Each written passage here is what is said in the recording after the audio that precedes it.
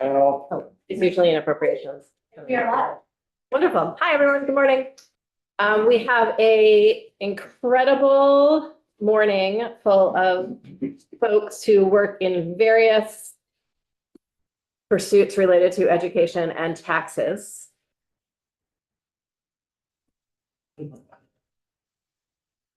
And they are all joining us to help us make our legislation better, and I'm excited about that.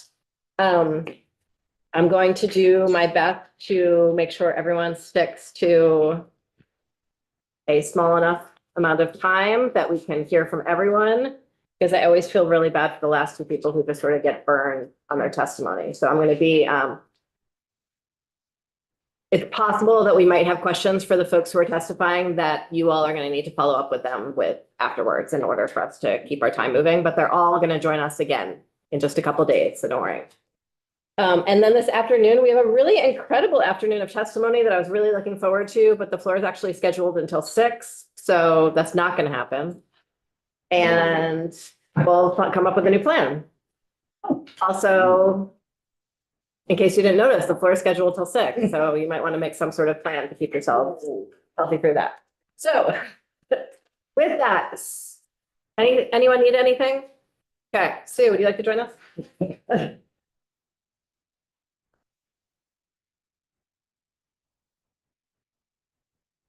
Good morning. I'm Sue Siglowski, Executive Director for the Vermont School Boards Association.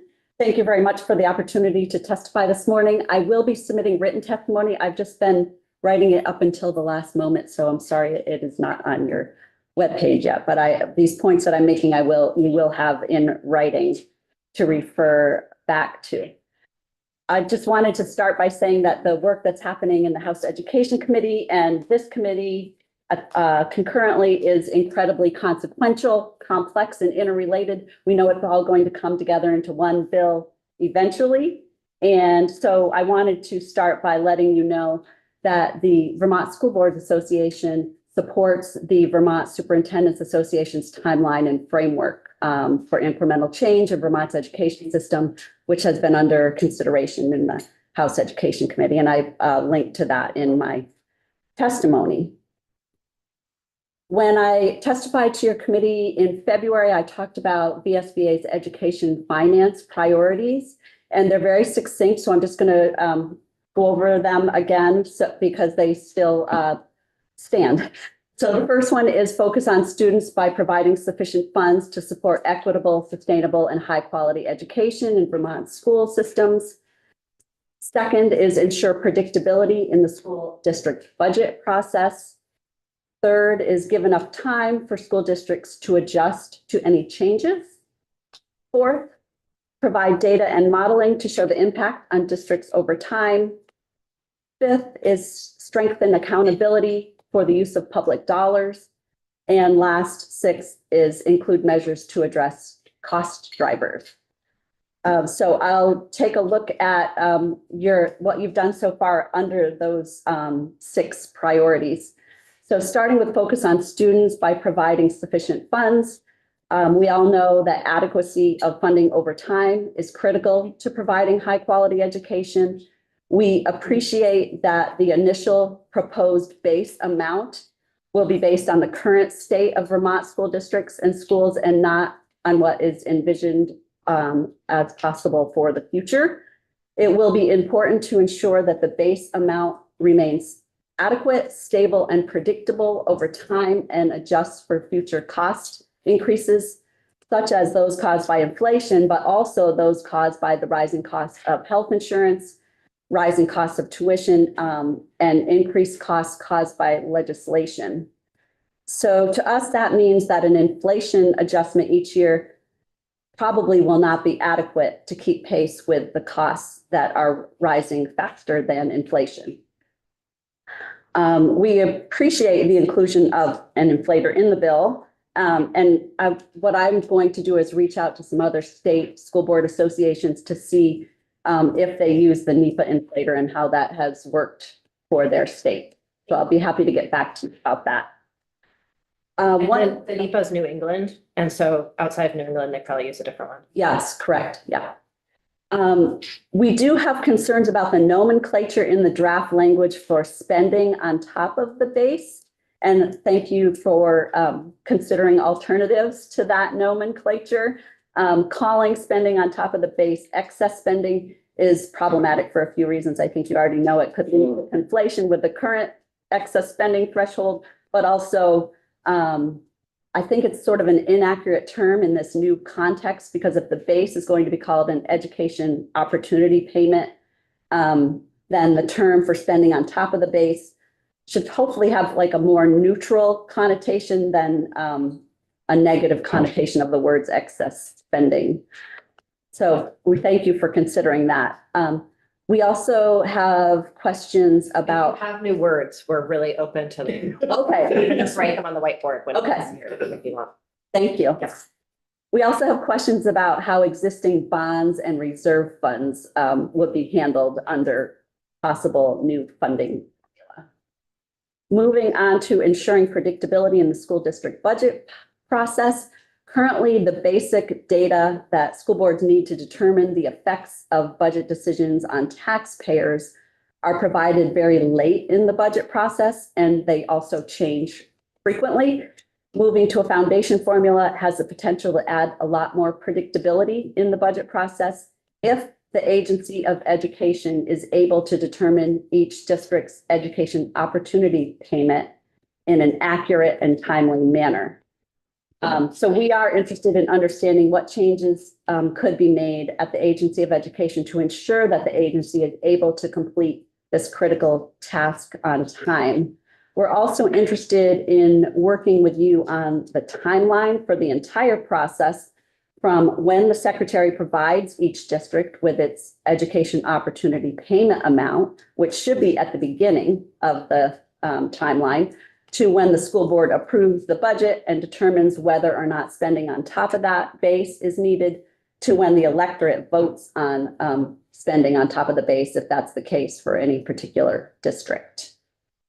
Moving on to giving enough time to districts to adjust to any changes. That was really kind of self-explanatory. Moving to a new funding formula is going to require planning and coordination and education. And so any transition should give enough time for districts to adjust to that large change.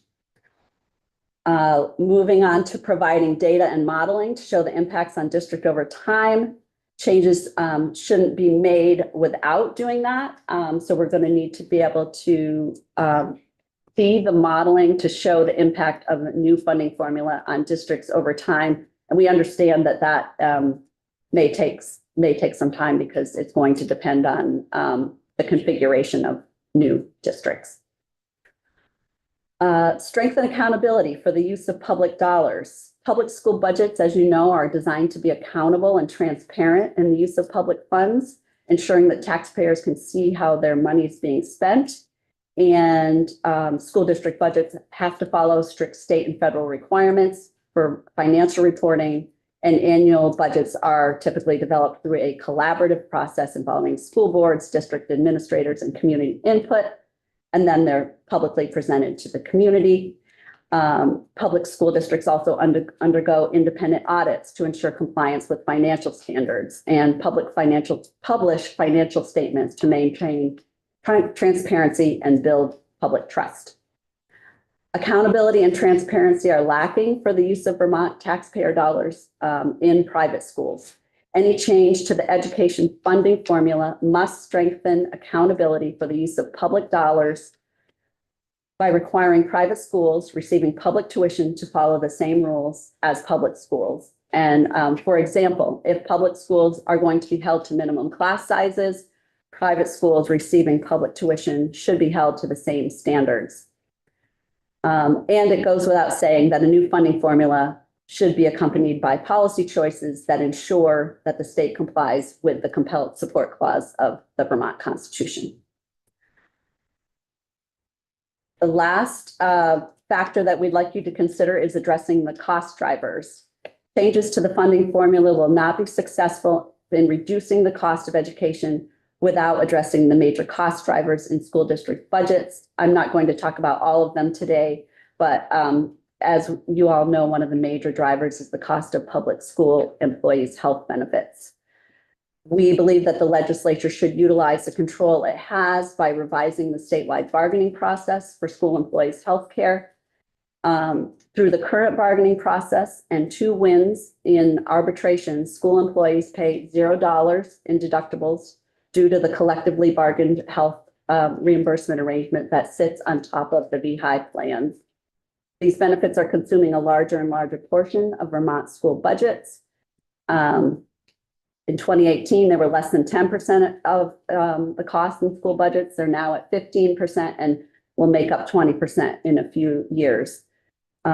As you know, to deal with this issue, school boards have to hold the line on the remaining parts of the budget, and healthcare is squeezing out other education initiatives, and that will become, it could do so in a more aggressive manner under a foundation formula. So that concludes my remarks for the morning, and I know you've got a long lineup, but I'm happy to answer any questions now or later as well. Thanks. We could take 1 or 2 questions. Last one, yeah, Kara. How do you think that it could be even more aggressive, the healthcare benefits under a foundation form? Well, because the amount of money that is provided to the school district under the base amount, if that does not grow each year at the rate that the health insurance benefits are growing, it's going to continue to eat into the school district budget and opportunities for students. Thanks. Do you expect the independent schools to comply with all the rules that apply to public schools, or the same standards for healthcare benefits? The same standards for healthcare benefits. I haven't thought about that question in particular, but in general, yes, our position is that if a private school is receiving public tuition, it should comply with the same rules as public schools. You mentioned that one of the cost drivers is rising costs of legislation. Yes. I think it might tell us. We got all day. Yeah. I would venture to say that it's very rare that I would come in and testify on a bill that has no cost to school districts. Most of the initiatives that the legislature puts in place have a cost in terms of possibly requiring districts to hire additional employees, requiring them to provide additional training for their existing employees. So there's a long list. Yeah. Can you resend that report from December maybe that you all put out? The task force report? Yeah. Yeah, I'd be happy to. That would be great, just to the whole committee. I think that would be really helpful because you get into some of the details of that there. Yes, Yeah, there's no one glaring one, it's just being nibbled to death by a duck. yes. Well, yeah, there are a few that do stand out in the report, but yes. I'd be happy to send that report, and then if you'd like, it could be posted with my testimony. Yeah, that would be great. Okay. Yeah, because I that was very helpful in December, and I worry that now in March, we have forgotten about all that really useful content. Yeah. Thank you very much. Sue. Thank you. Steph, do you want to join us? And folks, we're at like approximately $15 minutes per person. And we have now become ducks, so we are off to a great start here in Ways and Means this morning. Going to ask that. So I'll share my screen.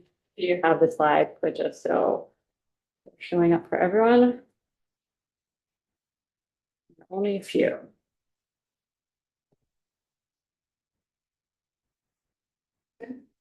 Thanks. So I'm Steph Yu, the Executive Director of Public Assets. Thank you for having me back. So briefly, I just want to share a little bit about what we've been hearing in community meetings and in conversations with Vermonters across the state. And then I think kind of focus on the most pressing problems that we see facing the public education system, update you on some of our latest analysis on how best to address those challenges, and then answer any questions to the extent that there's time that you have. So the main things that we've been hearing in a lot of these community conversations and community meetings are, one, support for public schools, right? Support for teachers and support for fair taxes, but not necessarily a clear definition of what that means, right? And then for community engagement in schools. More specifically, I would say that how that sort of translates into policy is that people want richer Vermonters to pay more, and they definitely want second homeowners to pay more, whether they're Vermonters or out-of-staters. That's the first. They're worried about forced consolidation and school closures. I think there's a lot of suspicion, questioning about whether school consolidation actually saves money, and then a lot of fear about small schools getting shut down by bigger towns and about losing community schools, and fear of cuts to school spending, particularly to those programs that support kids who need it most and make community schools more unique. There's also, I think, a lot of concern about the expansion of vouchers. You've probably heard a lot of this pushback, but again, it's sort of expanding. There's a lot of resistance to expanding the use of public money for private schools.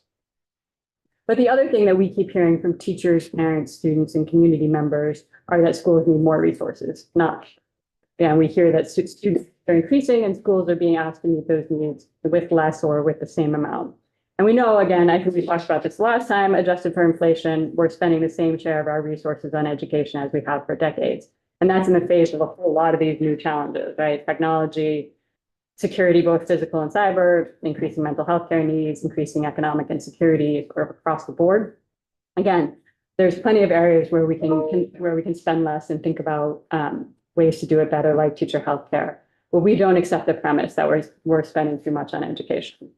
So what we see as the two most pressing problems in education funding in Vermont are the unfairness in who pays school taxes and the cost drivers that are out of district control. Both those things that sort of hit all districts, like teacher healthcare, and also those things that hit some districts harder than others, like student mental health care or extraordinary special ed costs. And again, sort of conversations about changing the number of districts we have or whether we go to a foundation system aren't really getting to either of those problems. So we focus primarily on how to change the unfairness in who pays, both the regressivity in school taxes and the tax cliffs that I talked about last time.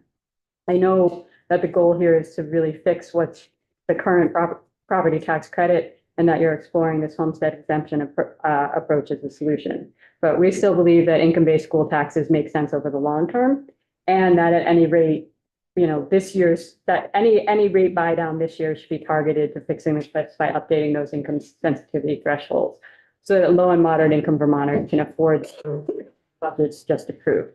So I'll do my best to make our case for income quickly and then address a lot of the common concerns we hear about the idea, and then go on to a little bit more of what our concerns about foundation and what makes sense to us for moving forward. So income is the best measure we have of ability to pay.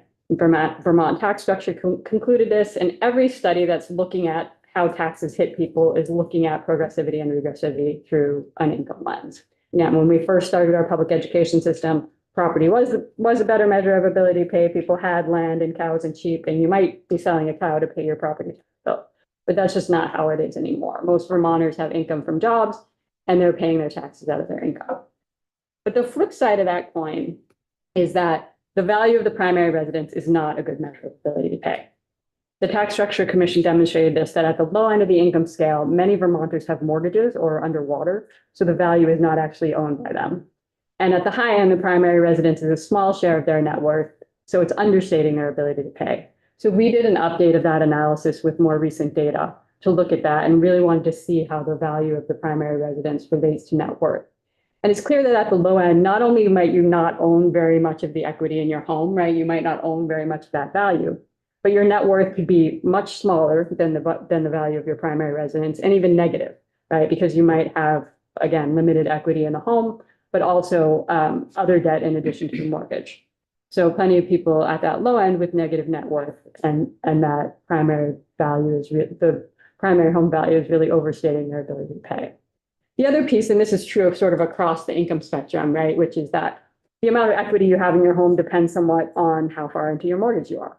So if it's more recent, you don't have as much equity built up, that value of the home is less owned by you. And I think that's even more true now, right? With more and more people stretching to buy homes these days, they're putting down smaller down payments. The equity is taking longer to build. And in any case, property value is not liquid. No matter how you're paying your school taxes, you're paying out of your income. Again, acknowledging that we're not saying that income tells us everything about someone's net worth, but we're saying that if the choice is between income and primary home value, that income is a better indicator of ability to pay. This is also sort of an update of the number I shared with you last time, which is that the highest income Vermonters are not paying school taxes based on income. We crunch these numbers more to kind of really dig at this, and the answer is that Vermonters paying school taxes based on property now, depending on the year, they have a household income of above 125,000. So they represent just a third of the households, but they have 2/3 of the income. So, and that's about $13 billion, a little more than $13 billion. This is looking just at the income of primary homes in Vermont. So higher income Vermonters are really getting a break by paying school taxes based on property value.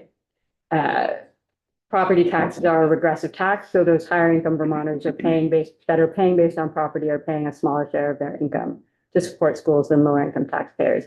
Again, that's not to blame the taxpayers. The system defaults to the cheaper option, right? Higher income Vermonters pay school taxes based on property because it's cheaper, and they're not the ones that are struggling to afford their school tax bills. So on the case for income, I think the property tax is what causes most of the confusion and frustration with school taxes. Again, the Tax Structure Commission affirmed that for this hybrid system, maximize complexity for all involved, but a lot of that complexity and frustration is coming from the property tax side. Common level of appraisal, the lag, the town-to-town variations in property value growth. And that's what's leading to most of the disconnect between what voters might approve for school funding and what happens to their tax bills. So a lot of that frustration is there. Standardizing the reappraisal process, I think, is great, worth doing no matter what, might help some, but doesn't change the fact that property taxes are inherently regressive and need to be adjusted based on income to make them affordable. So rather than start with a regressive tax and try to make it less so, why not start with a progressive tax and not have to adjust it? So briefly, I just want to go through sort of the most common issues we hear about moving to income. Yeah, Representative. I'm just curious, Yeah. how is the population? Yeah, most people, Distribution so 2/3 of the people are under that. So we're talking about a smaller 125. target. Yeah. Right, so it's a relatively small group, but it is a regressive tax for that group. And again, that group has much more of the income Mhm. than the people below the 125. And to look at the previous slides, I think your point is even if you did pay it on income, and subtracted the house value, it would still be more progressive than what we're currently doing. So, Steph, did you see the mechanism that we started looking at yesterday with the new numbers in it? for the homestead exemption, Yeah. with starting with the 95 and kind of phasing out, yeah, we looked at it. We haven't had a chance to do a lot of analysis on it. That's our next I'd step. appreciate feedback on that soon if you're able. But, again, I think it still comes back to this issue of property taxes being regressive, and so that's where you're starting from. So you're making these adjustments to make sure that people can afford it based on their income. So a lot of the concerns we hear are that income is more volatile than property value. And I think that may have been true once upon a time, that the concern is that the income tax base contracts in a recession while property values tended to stay more stable. But all that sort of went out the window with the Great Recession, right? While Vermont didn't experience as much of a sort of falling out of the bottom of the housing market like a lot of places, there was much more volatility in property values than there had been in the past in Vermont. Over the last decade, property values have been more volatile than income, although the last few years, they've both been growing pretty steadily. But none of that matters with school taxes because we change the rates each year to raise what we need. In both the current and our proposed systems, we are changing the rates each year to get to what we need. So what's happening with the tax base is less relevant. And on the school budget side, unlike with the rest of the state budget, where if the income tax base does shrink, you get less revenue, you have less money to work with. But I also think we need to look at the volatility piece from the individual point of view, right? On a personal level, you want your school tax bill to track your income. When your income grows, so should your tax obligation. If you lose your job, you want your school tax bill to come down rather than being tied to a growing property value that you can't afford to pay. Another common concern we hear is that, and I think this applies to a lot of sort of discussion around progressive taxation, is that rich people will leave the state if taxes get more progressive. all of the research, so a lot of these myths, so what we're trying to do is show that a lot of these concerns are not borne out in the data. All of the research on state and local taxes doesn't support this argument. Jurisdictions that raise taxes on the rich don't have net losses of rich people or net losses of tax revenue, right? But I want to start that by saying that we've just done a migration report, an update to a migration report. In any given year, 96, 97% of people don't move. They're staying in place, right? So it's really a small amount of people in any given year that are moving as a result of anything. And state taxes tend to be a really small part of that decision. For most people, your federal tax liability is much more significant than your state tax liability. That's not what drives the decision. But if you want to look at the income levels of people who are coming and going, again, acknowledging that migration has a really small effect on the overall economy because there's so few people that move in any given year. But for the most recent tax data, we looked at it by age, we looked at it by income level, we looked at it even by which states people are coming and going to. And there's really kind of a wash across the board, right? At every income level, it's mostly a wash. The net effect is very small. And the states that people are coming and going from are the same, right? A lot of people going to Florida, a lot of people coming from Florida, a lot of people going to our surrounding states, a lot of people coming back. So, but this just shows that there are high income people moving to Vermont. Right. So of the in-migration, then relatively small, but of that immigration, the majority of people are high income that are moving into Vermont.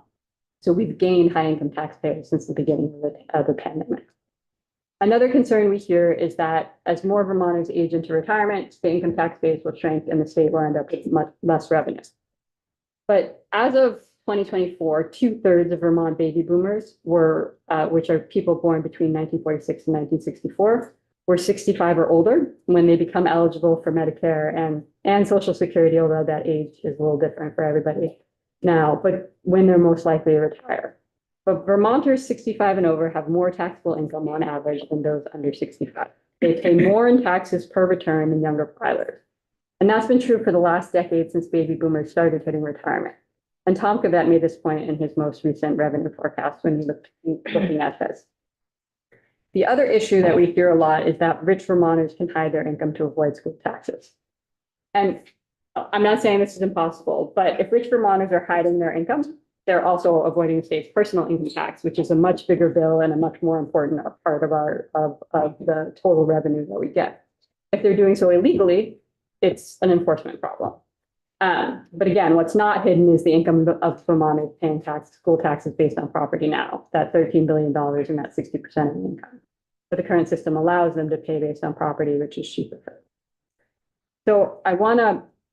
Representative Maslin has something, and we have like less than 5 minutes left here. And we're not going to have any staff today, so folks are welcome to sit in the reserve seats. I don't expect an immediate answer, but Sure. specifically on the top subject of Vermonters hiding income.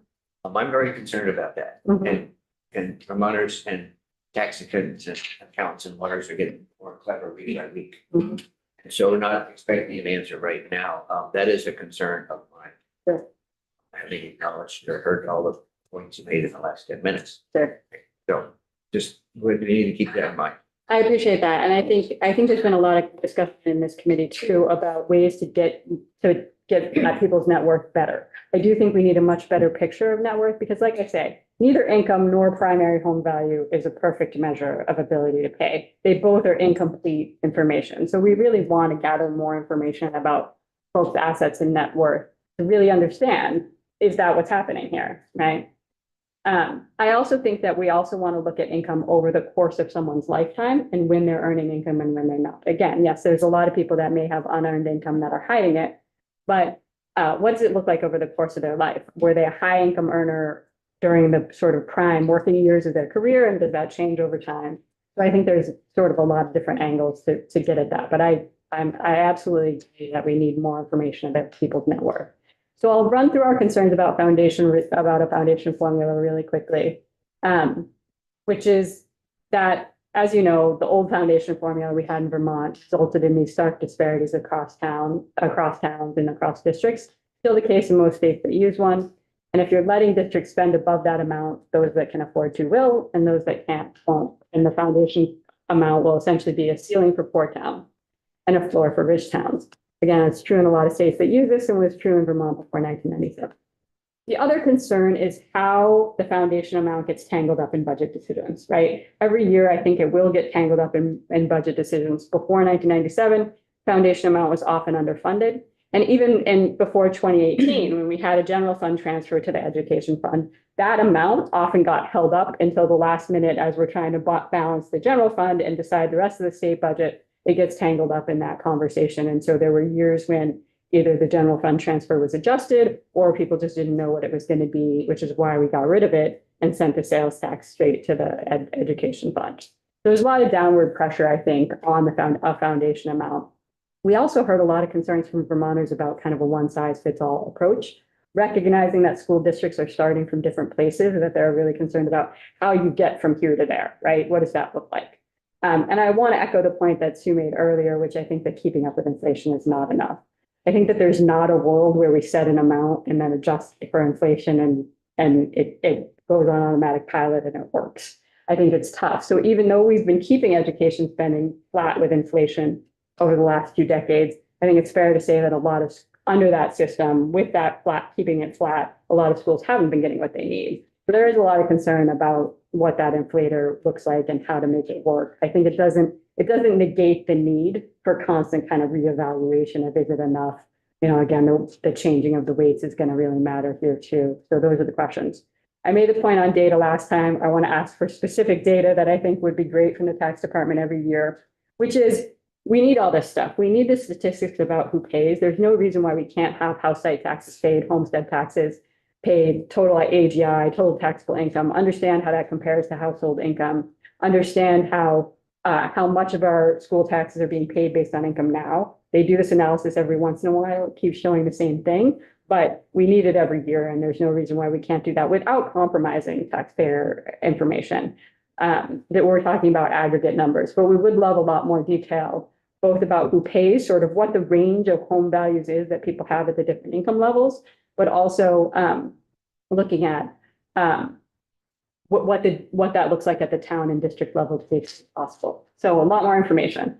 And what I would say is if you're unsure about whether moving to income will work or you think it won't, or whether property is the way to go, I would vote for gathering more information before leaning harder into property taxes, right? We can provide a whole lot of relief to a whole lot of Vermonters this year by updating those income sensitivity thresholds and then require better tracking of who pays going forward to make the best decision about how to make school taxes forward. So I know you're trying to make real progress on some of the challenges facing schools, but there's a lot of distance between where we are now and going to 5 school districts. There's a lot of distance between getting more resources to the districts that need them and the state deciding all of the resources. There's a lot of distance between having Vermonters vote on school budgets and not. And there's a lot of distance between going all the way to income-based taxes and doubling down on regressive property taxes with a homestead exemption approach.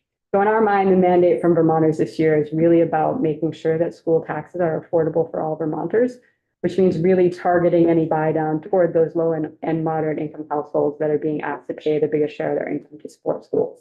And again, I want to echo Sue's point about the cost drivers until we address the healthcare, the mental health care needs. And that includes sort of a robust statewide mental health care system, I think, because in some districts, you know, they have to hire employees because there aren't providers some of the more rural areas. So until we solve that, there are limits to what we can do with the school funding system without squeezing schools and kids. Thank you very That much. was- I really appreciate you joining us. And look forward to more analysis of the other piece when you're ready. Chad and Polly, I know that you were in the right order or the wrong order, whatever order you want, or together, whatever works for you. Right order then. Great, okay. Yes. On the back. Let me just share my screen very quickly.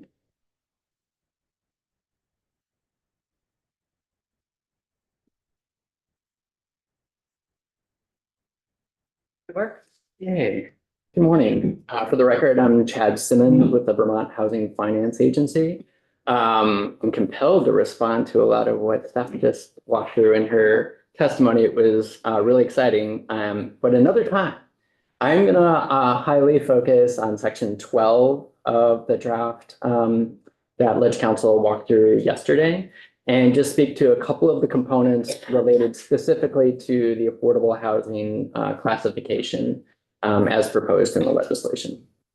But first, I want to back up and provide a little bit of context of what our agency has been doing for the last 20 years to certify and provide a little bit of support for the affordable housing community in order to address the financial needs of both the property owners, who many of whom are nonprofits, who run the affordable housing properties in the state, but also the people in those properties.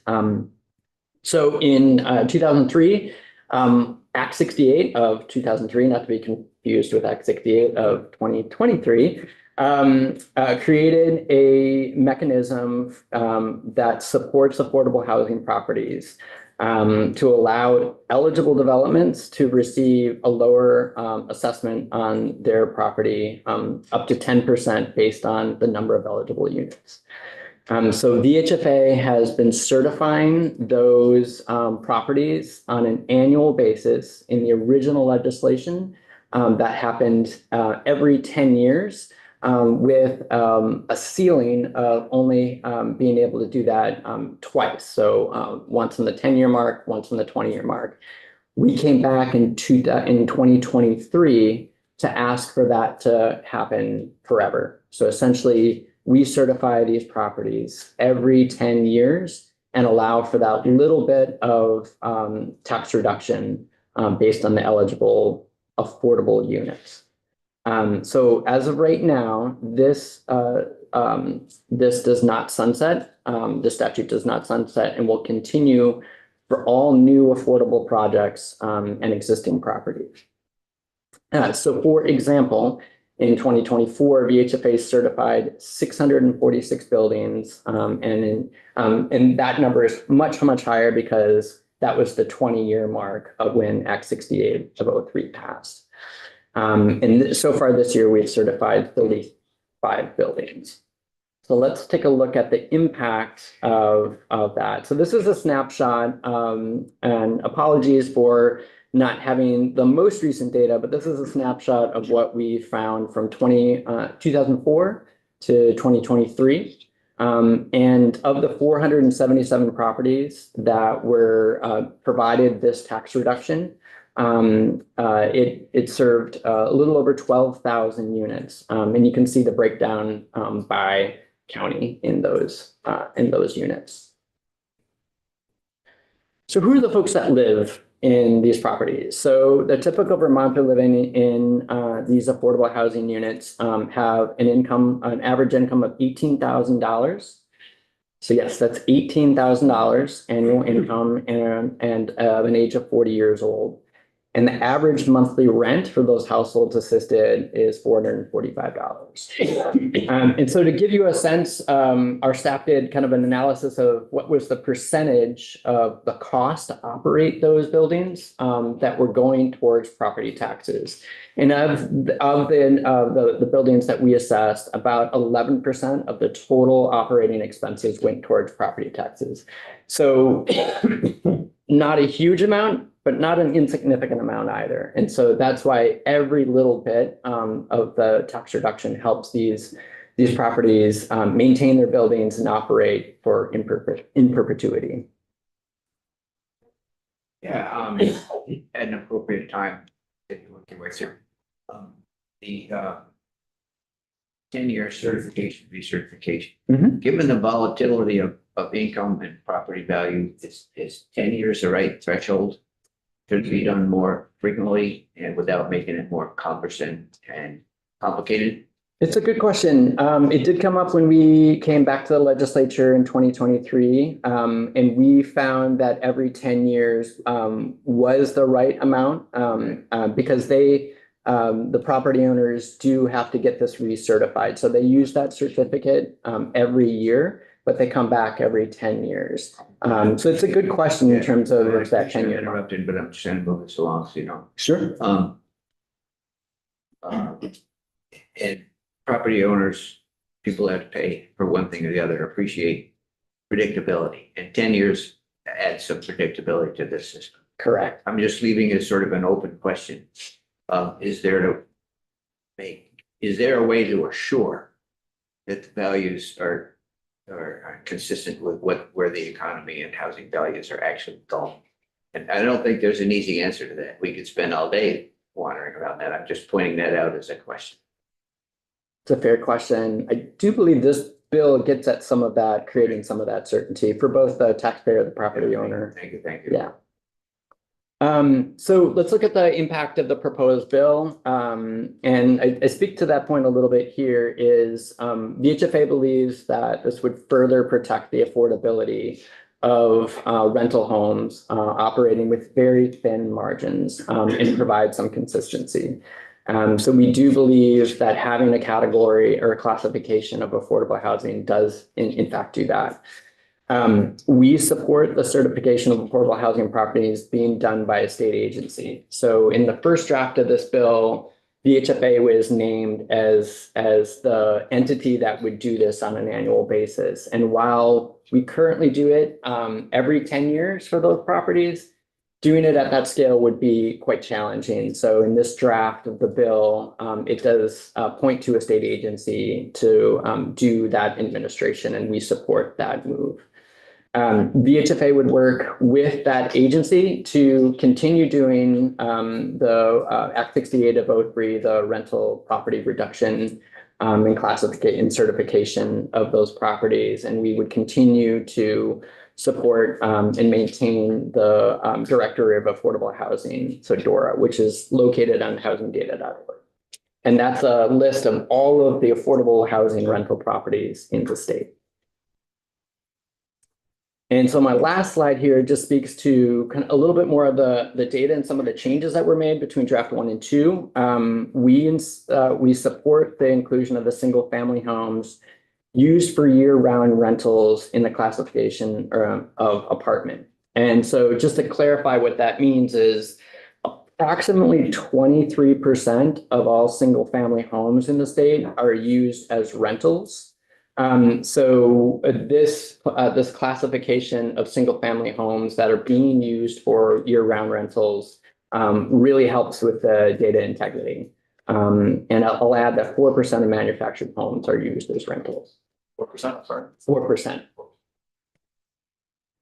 And that inclusion of housing types as affordable housing. So we just wanted to flag, not advocating for this one way or the other. And we did do some analysis of this 2 years ago when we came to the legislature, is that there are currently some types of properties that are not in the affordable housing classification as we currently administer. So for instance, the Vermont Housing Improvement Program, a program that we run, the Rental Revolving Loan Fund, as well as certain types of housing, including refugee housing, recovery housing, that do not have a housing subsidy covenant to it, are currently not a part of this classification. So we would recommend to the legislature just to consider and think about as you move forward if some properties should or should not be considered affordable. We also wanted to note that I know further down in the bill, it speaks to the property tax implications for manufactured homes. And we would just recommend hearing from manufactured housing communities to look at how those shifts in property taxes would impact their communities. So with that, I will stop. And as we're thinking through this, would love more of your thoughts on those housing types that are more temporarily affordable, and what it would look like to sort of move in and out of that classification. Sure, I can speak to that. Okay. We did do that analysis 2 years ago, and at that time, we did not believe those categories of kind of temporary or shallow subsidies should be included in the category. Thank you.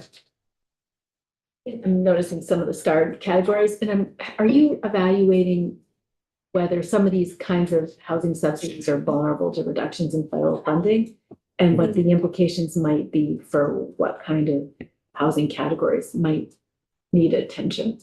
We haven't done that analysis yet, just because there's so much in flux. But what we would say is that we would want, we would point to the really thin margins that a majority of these buildings and operators who have a housing subsidy covenant have on them. So essentially, you can't pass the increased cost onto the renter. There's limitations to that. So we would want to see some analysis of in out years, what would be the impact if federal funding were to go away. And does it apply to all those categories? The categories that are starred right now? Well, yeah, well, those, but yeah, I mean, I think it's gonna apply more than the star categories. Correct. And we're not sure what the impact would be. Yeah. Administratively, you're talking about the certification process, and I'm not familiar with it enough to know how much time is involved with doing a certification of a rental property, and then is it recorded in the town records as well, so that somebody searching would be able to tell that? So It's a good question. So we have one staff, VHFA has one staff person, and that reaches out to all the affordable housing property managers across the state annually and encourages them to bring they have to fill out a form through our website, and they come to us and we certify that they meet certain affordability requirements based on whatever programs or subsidies they receive. So that would be either through HUD, through a federal subsidy, or that would be through state subsidies through VHCB, VHFA, Department of Housing and Community Development. That certification, that paperwork then is given back to the taxpayer and they bring it back to the municipality. And it depends on each municipality and their capacity to be able to do that. We haven't had issues. We've had a good relationship with both the Department of Taxes and the municipalities to check that paperwork from the taxpayer and process it in a timely fashion. Moving to this new system, in addition to, it would be difficult for VHFA to do that on an annual basis for all affordable housing properties. yeah, and just thinking the VHIP program, as to whether or not, because of the obligation of the person that takes the money for a grant to make it affordable, as to whether or not that counts as a certified property for what you're doing. If there's anything that you may not be able to answer it, I'm just wondering about how to count those units as well. Under this classification system, it's our understanding that that would be classified as an apartment and not an affordable housing. Correct. Okay. Thank you so much, Chad. Really appreciate your time.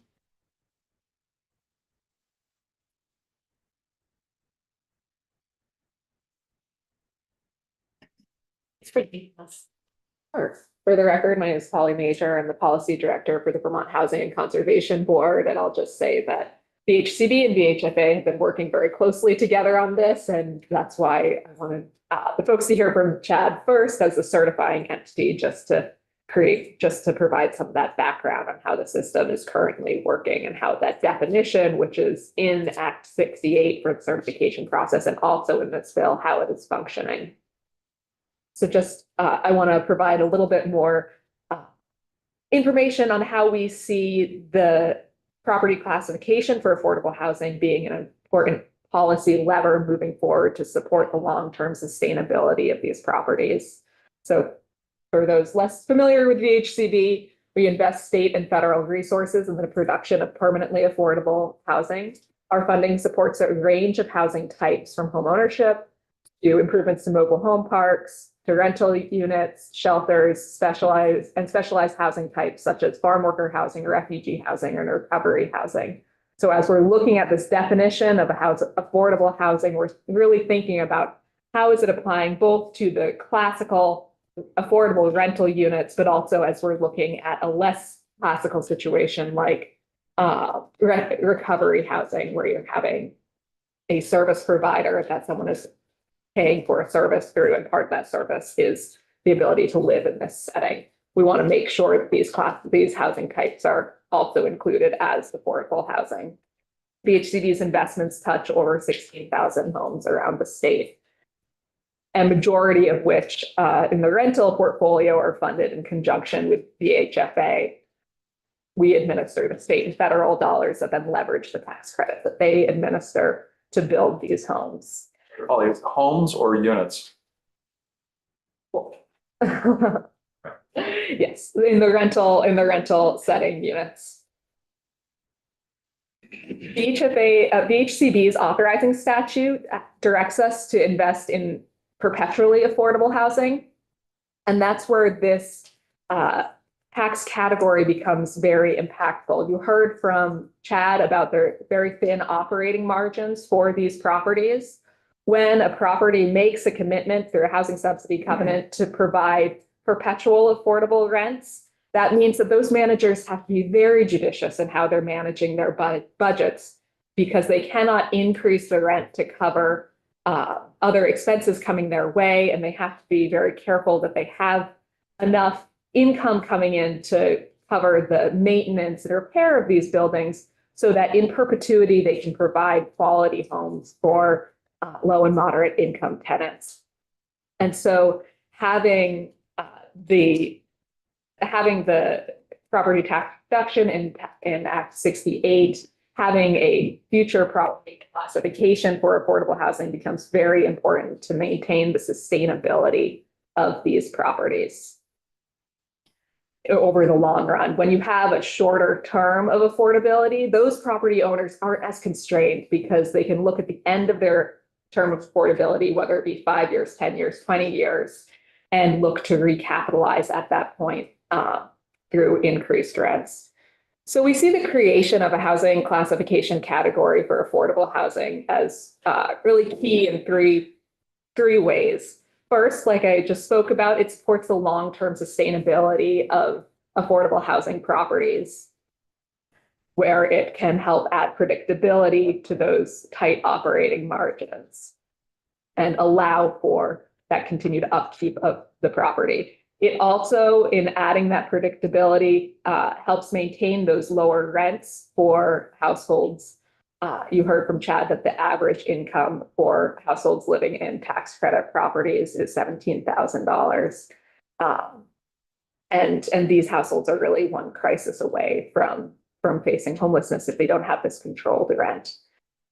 The third way that this could be really impactful is that if we have low and predictable property taxes as part of the operating budget for affordable housing, then there's more space in that operating budget to pay for debt service, which means that as a developer is looking to develop a property and they're forecasting out what they will earn from the affordable rents, if that property tax share is lower, then there's more room in that budget for them to pay for debt service, which means they're able to take on debt at the beginning to build the property, which means that the share of the initial funding stack that needs to come out of state dollars or federal tax credits could be lower, because you also have some private debt in that mix. So what that does, by allowing properties to access debt, we are able to stretch state dollars that pay for the construction of affordable housing further. So that's just one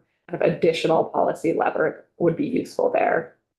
To speak a little to the definition, the existing classification structure, we work closely with the HFA, DHCD, and the tax department on the implementation on the classifications, and would look forward to working with them closely on the implementation of this classification.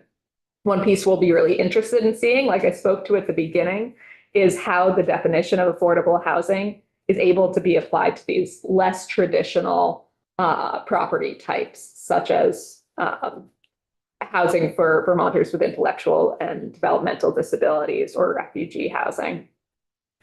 And we're really looking to use the housing subsidy covenant that is attached to these buildings as the justification that they are affordable housing.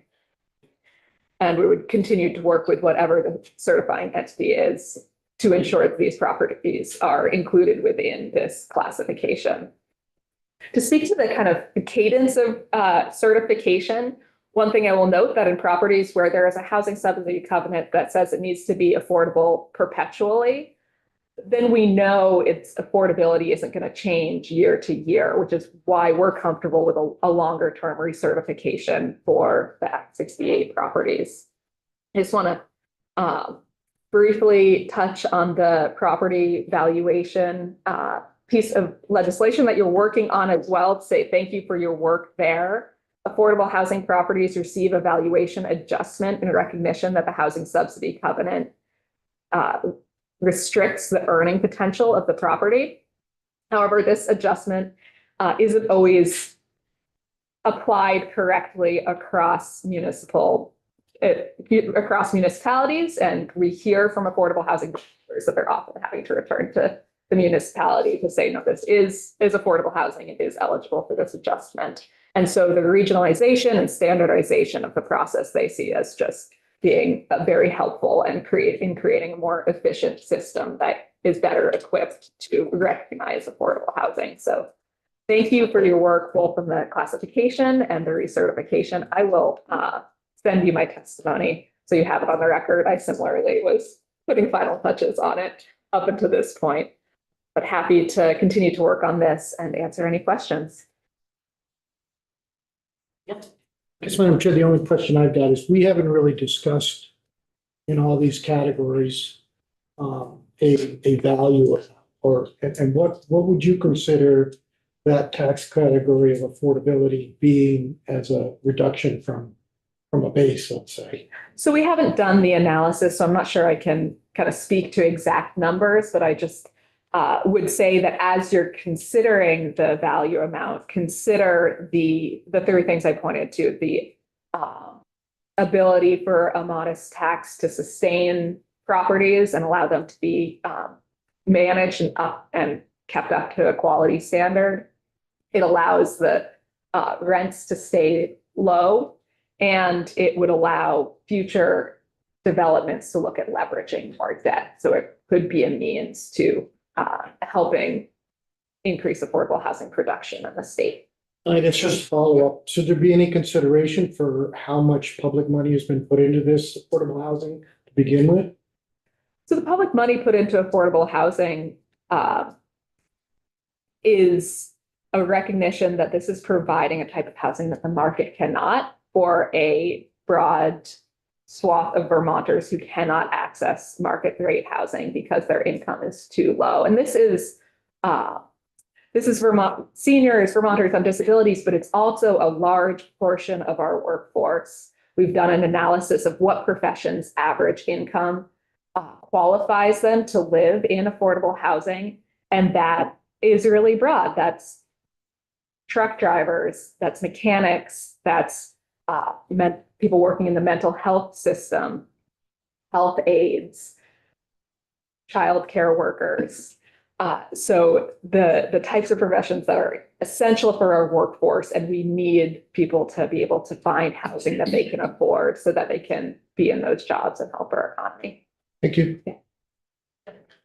Just one question, thinking about the current structure of taxes, because it's just non-homestead, right? And then do you really, aside from the reduction of the value, I think what you said, and it's not necessarily explicit in the language yet, is to what rate would be charged for affordable housing in relation to other property classifications.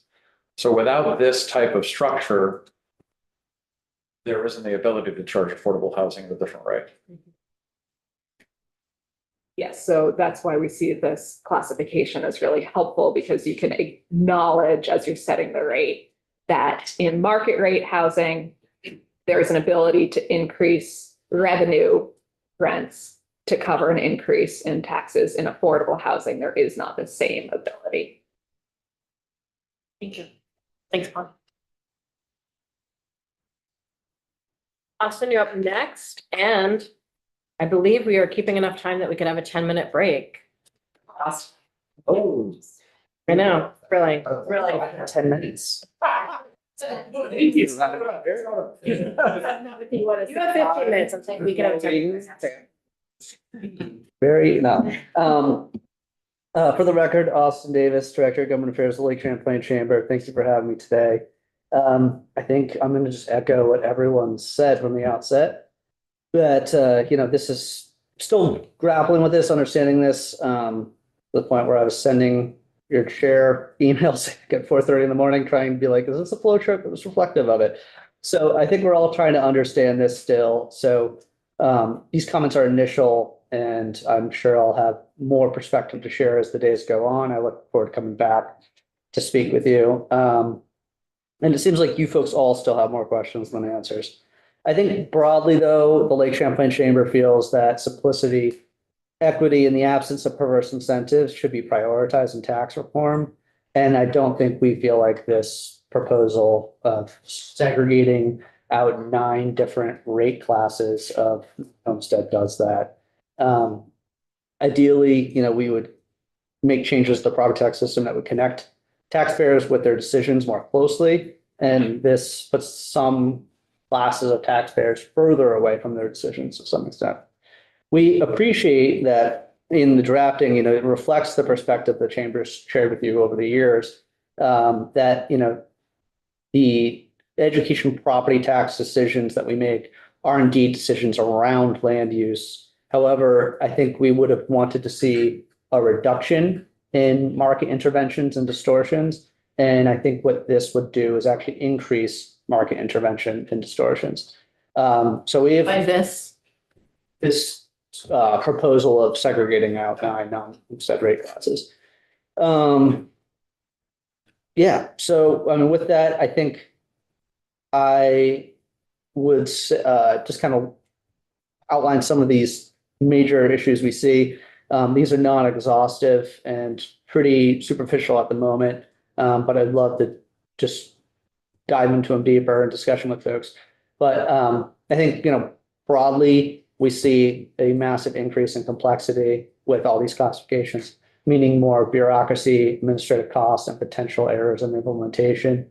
I think, at a first level, there's potential for misclassification risks. And this could be from it being subjective or just certain use triggering certain classifications when that's not indicative of the actual use of the whole parcel.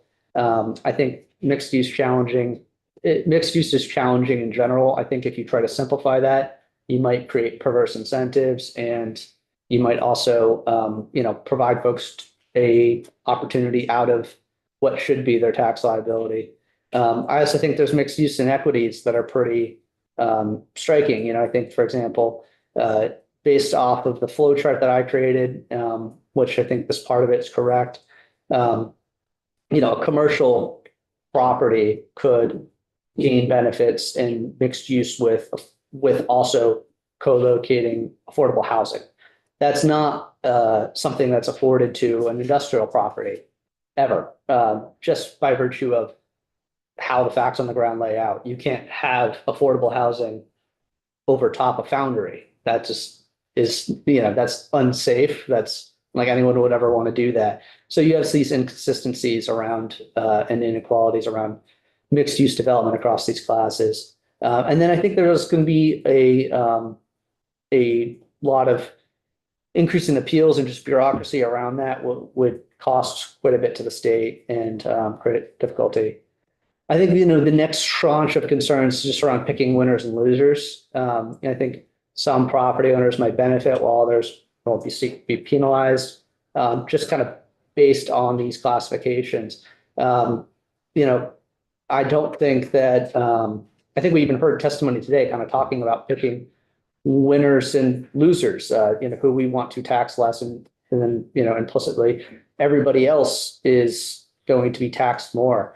And I think that actually does some damage to your tax base to some extent, as you'll kind of start to constrict your tax base if this plays out over the course of years, so that you have, fewer rate classes paying more and more, and then that'll increase some volatility. I think you also might, by doing that, be incentivizing folks to find ways to shift their tax burden, to change use of properties, and that can create some runaway selection given enough timeline.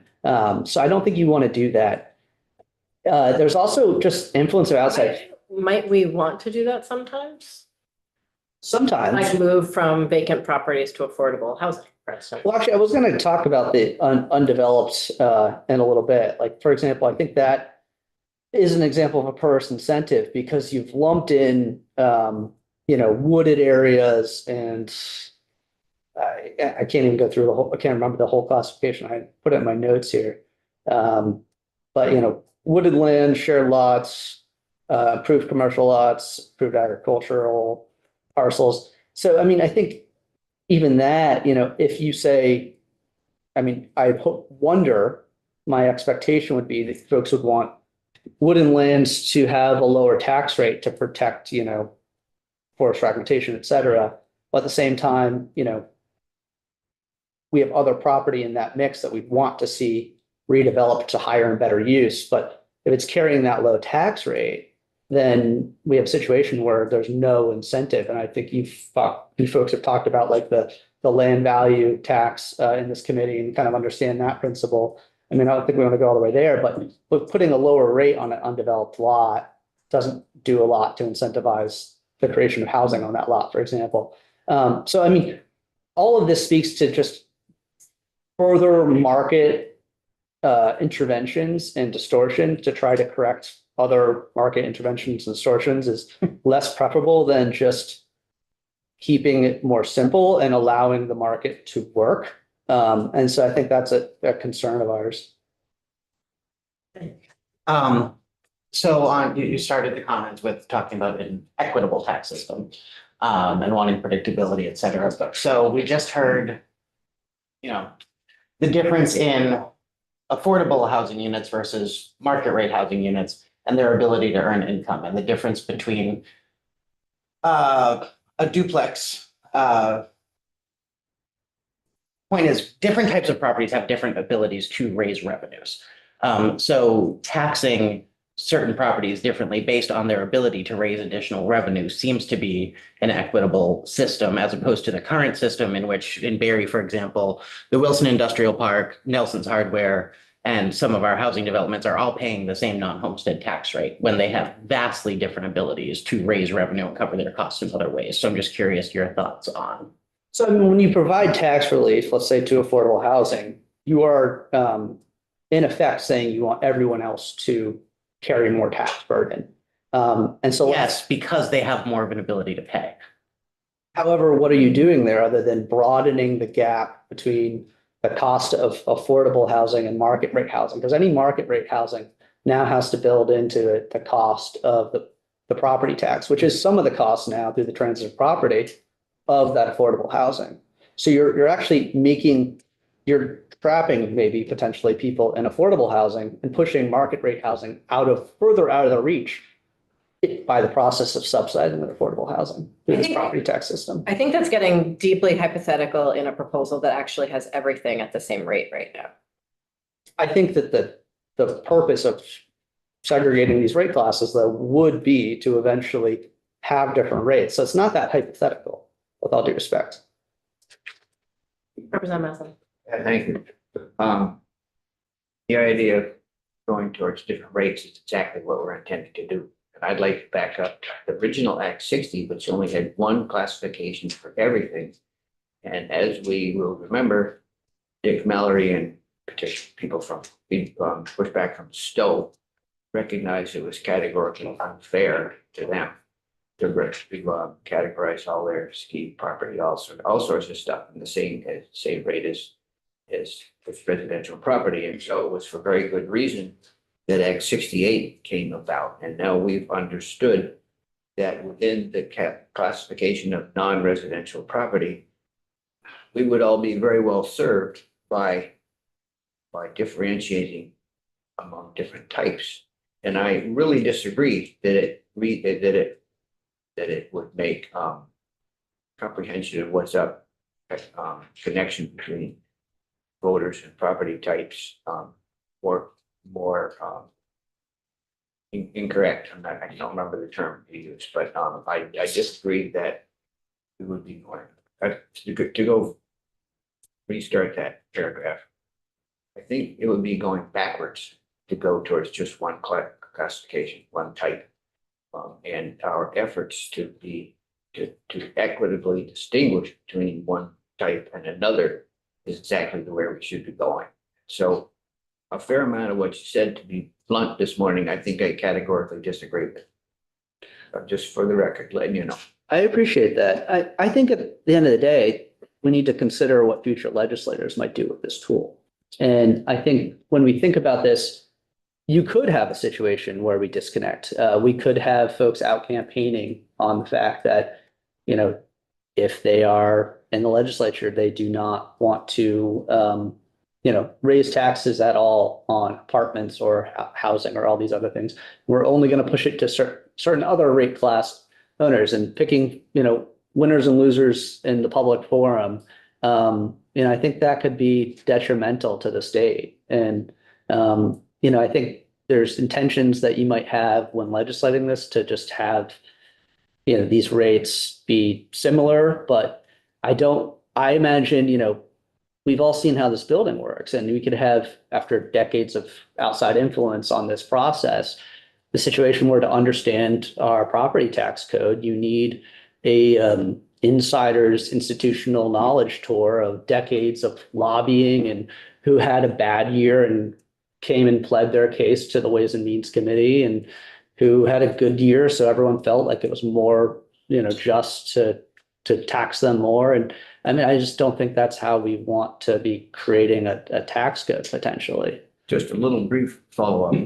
We remember, some of us who were here and some of us outside the chamber, actually, that we used to have a general fund transfer, which various governors of both parties would play games with. And it's for good reason that we moved away from that way of doing things. You know, it could be quite cynical and suggest that the same thing will happen with our housing classifications, but I don't share that cynicism. I think we're much more accountable to what we're doing here than has been suggested. Thank you. Thank you, Representative Haslund. We just have 1 minute. I see lots of hands. I also, Austin, you came in and did a presentation with little houses and dogs and families and stuff. And you have not responded at all to the proposal around homestead exemptions, which I imagined you were going I've to gone have opinion. 20% through my notes because Okay. we've had some great discussion. So you're welcome to come back at a future time. I feel very strongly about this. I feel the need to say this. The market picks winners and losers. It is the job of the government and tax code to right size that. So yes, we are picking winners and losers because the market is already starting that dynamic for us. And it's our job to make sure the right people are winning. I think that there's a place for government in, you know, playing referee and mitigating factors that are in the market. I don't think that it's appropriate to be picking winners and losers, targeting specific classes of payers based off of likes and dislikes. I think that's a dangerous and slippery slope. I don't believe Representative Ozdak was talking about likes and dislikes. I think he might have been talking more about ability to pay, but Representative Odie, you have the last word. Oh, good. So I agree. I heard you say, commercial property could gain benefits by doing co-locating of housing, maybe for workforce housing, but industry couldn't add that housing necessarily because of the dangers of the industrial things that are going on in the building, whatever. And so I just thought, oh, land use is always something I'm thinking about. And so I wondered, I'm going to be thinking after your comments, I'm trying to make right comments about land use impact of doing what we're doing. Potential land use impact. But I do on the ability to pay of a manufacturing place or commercial place or a hospital or any employer. We do need to think about how to make sure there are places for the people who work in those places to live. Close enough maybe so they don't have to have a car. Close enough so that they can get groceries or whatever. So, I mean, I think those things are really big considerations that I think about also. But to say, you don't have to say anything, I'm just saying that's something I was just thinking about. I think broadly, our perspective is that, those things can be accomplished with two rates or even one rate. I think segregating out to different rate classes of payers is problematic for numerous reasons, some of which we don't even understand right now. And so, I think I would suggest that we do not proceed with such a proposal. And I think to get to the homestead exemption really quickly, I appreciate the work that you're doing on that. I think contrary to what has been heard, income is not an appropriate way to pay for each Vermonter to pay their education liability. And I think presentations neglect presentations discussing income neglect the necessarily high income it takes to actually mortgage a modest property in the state of Vermont. And to see a chart that, puts people in the households in the $120,000 household income range as high earners is kind of laughable when, two teachers under one roof can make that. And we wouldn't call teachers wealthy. But that's what's necessarily needed to mortgage a property in most corners, like in some corners of the state. So unless the individual has wealth that they've put in the form of down payment or accumulated in the form of equity in the property. So I think that's your transition to an exemption makes sense. I'm still trying to dig through and understand, and I understand you'll have more presentations from GFO. I think the major differences from the administration's language is it looks like you actually might have done a little bit of better job smoothing some of the cliffs in that. So I commend you on that. However, it does look like the upper limit on tax assistance is non-existent or like goes much higher. And I think we should just be careful of that. We don't want very wealthy people, be it just their actual wealth or property wealth, reaping the rewards of and being heavily subsidized by a system. So that's my just initial and as much time as I have. I did want to talk a little bit about excess spending and yield, but I understand I probably don't have time to do that. Sorry, we don't, but do we have your written testimony? No, I've been writing this. Okay. Just like everyone else here from. If you could send it in, that would be great. Thank you. Folks, we're going to take a 5-minute break and then we're going to, the NEA is not able to join us today. So we're going to jump to Nicole Mace.